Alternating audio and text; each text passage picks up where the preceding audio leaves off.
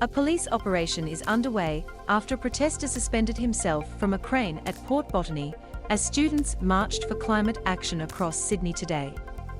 NSW Police were called to the unauthorised protest to try to get the man down from the crane as climate change demonstrations continue for a fourth day.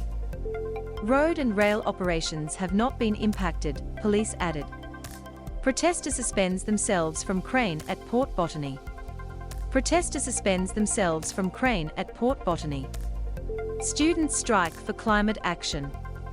Earlier today, young people gathered in front of the Prime Minister's Sydney home to strike for climate action. A large number of school students have gathered outside Kirribilli House for the planned climate change protest today. For 13-year-old Ella, the climate disaster personally impacted her when the recent floods destroyed her home in Lismore. Ella and Natasha, among other school students, gather outside Kirribilli House calling for climate action. "It means like I've lost my home, and can't go to school, can't see my friends, and I've had to flee and stay at the Gold Coast for a bit with family," she told 9 News. "I'm hoping to achieve that Scott Morrison listens to us and stops funding fossil fuels." Event organizer, Natasha, has made an impassioned call on the Morrison government to stop funding the fossil fuel industry. Large group of students gather outside Kirribilli House for the climate protest. "Young people are angry, we're seeing climate disaster after climate disaster," she said. "We know fossil fuels are causing this, and the Morrison government continues to subside and support the fossil fuel industry such as the Kurri Kurri gas plant. They tell young people they have a climate solution and climate plans, yet these are all empty words. It's absolutely despicable for them to be saying that as they continue to support the fossil fuel industry." Students march through Sydney calling for climate action. The march began at Camperdown and is headed for Kirribilli. Hundreds of thousands of school students are set to protest across the country today.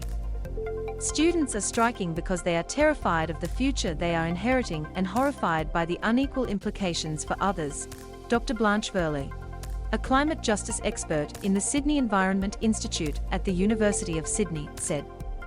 Prime Minister Scott Morrison left his Kirribilli house early this morning before the planned protest outside his front gate at midday. Biden declares NATO will act if Russia uses chemical weapons. Protesters disrupt Sydney freight trains. Meanwhile, another climate change protester disrupted freight trains in Sydney this morning. Police attended the scene at Tempe, where the demonstrator suspended herself from a pole over the rail bridge at a canal near Qantas Drive. Officers managed to get the protester down from the rail bridge, where she was then arrested and taken to Mascot Police Station. Leaked document reveals Chinese military plans with Aussie neighbour. A climate change protester has suspended herself from a rail bridge in Sydney. Another woman, she climbed onto a freight train at Marrickville about 10:45 a.m. as part of Blockade Australia's ongoing climate protests. She too was arrested and taken to Mascot Police Station. Police said charges are anticipated for both women. It comes as the NSW government vowed to crack down on unauthorised protesters who disrupt traffic. Police were needed to get the protester suspended above a rail bridge in Tempe down. The Roads Amendment Regulation 2022 will be made to make it an offence to disrupt any bridge or tunnel across Greater Sydney. The regulation is made under Section 144G of the Roads Act 1993.